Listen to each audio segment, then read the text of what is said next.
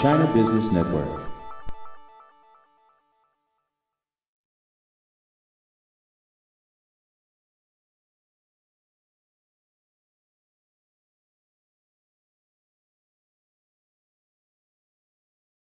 About 4 years ago, I was talking to a client who traveled the world in global branding circles, and I asked her a question: if you were me, what's the next big thing you would be looking for? And her answer completely took me off guard. Her answer was, I'd be looking at Chinese companies that want to come to America and build their own brand. And so we talked about it at great length, and I really didn't do anything about it for quite a long time, about a year and a half. So about 3 years ago, 2.5 years ago, I read The World is Flat by Thomas Friedman, and many of the issues that were contained within his book about the globalization and the flows of how work gets done, and the fact that the small guy, through technology, could compete with the big boys. It all clicked for me and connected with what my client had said, and gave me the confidence to investigate this much more deeply. I spent about 4 months doing research just in my spare time on this whole trend. Came to the conclusion, after talking to some people in the trade circles in Chicago's business community, that there was a huge opportunity here, and the feedback to me was, it's early, but start now.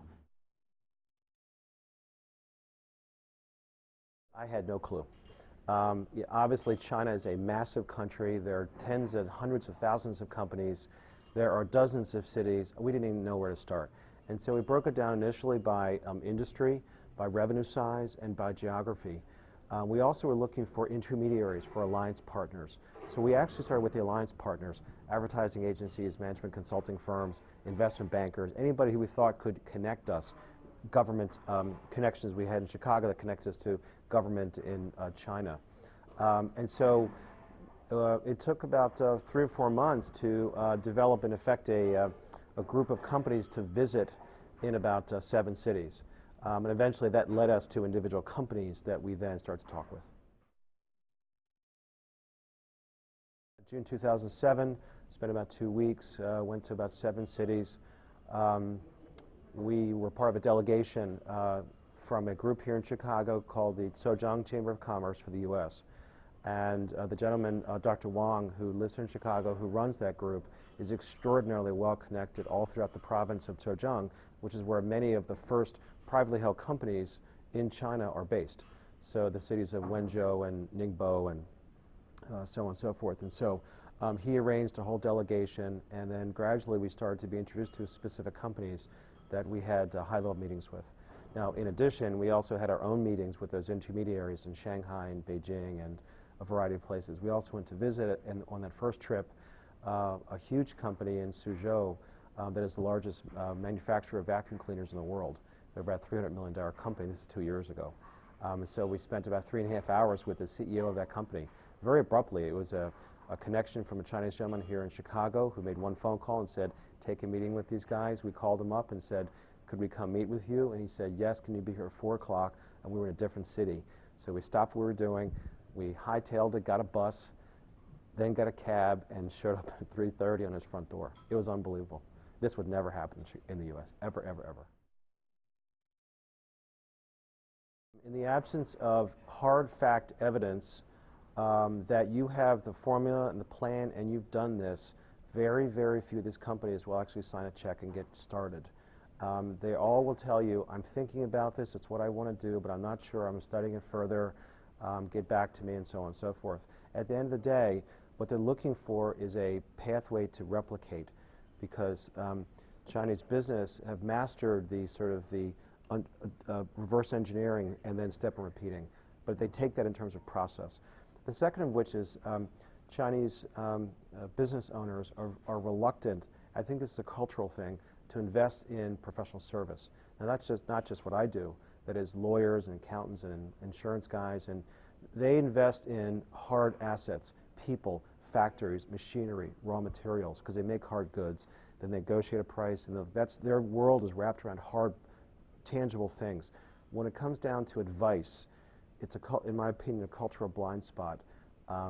We've heard many stories, both that have happened to us and through third parties, of Chinese companies that basically bypassed advice and pursued some strategies which were ill-advised, and they blew up in their face, and they failed, and then it kind of slunk back to China.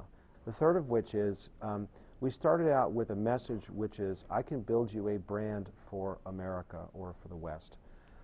It's not really what is their main focus to start. Their main focus is, get me on the shelf. Put my name on the box. Now, what that means is that they're taking their understanding of how distribution happens in China, which is very complicated and very difficult, in a mass market approach. Again, I'm generalizing here. And then applying it to America. Well, you know and I know that distribution for most products in America is probably in 20 hands. They're the big box stores, or the major distributorships in certain categories. And that you sort of get one chance a year for about 10 minutes to make your sale in the big box stores. And even in the second and third tier stores, it's the same thing. So the way in which to accomplish that is partially through having your own brand and having something differentiated to show to the buyer that, along with pricing and support and all these other things and package design, is going to eventually get them on the shelf. So we have changed our what do we do for you, what's our value proposition, to be branded entry strategy and distribution, sort of, I'll just say, tactics.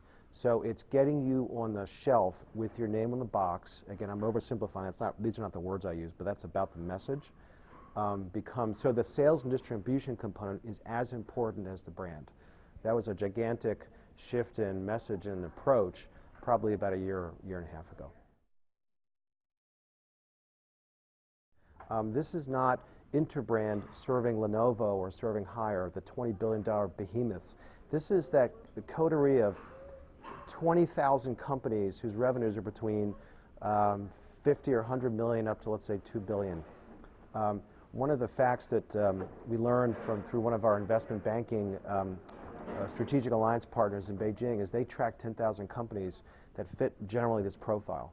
Now, in my opinion, maybe out of that 10,000, there could be 1,000 real prospects for making this leap and being able to do it. And out of that 1,000, you know, my goal is to maybe eventually have 50. So I think of it as a gigantic funnel. But we want to serve that middle to upper middle tier, because at the end of the day, Lenovo is not going to hire the Monogram Group. They're going to hire Interbrand, and that's appropriate. That's fine. So the top 30 or 40 companies, I basically don't consider them my target. Now, maybe one day they will be, but not today. It's those other, you know, 9,950 that are our target.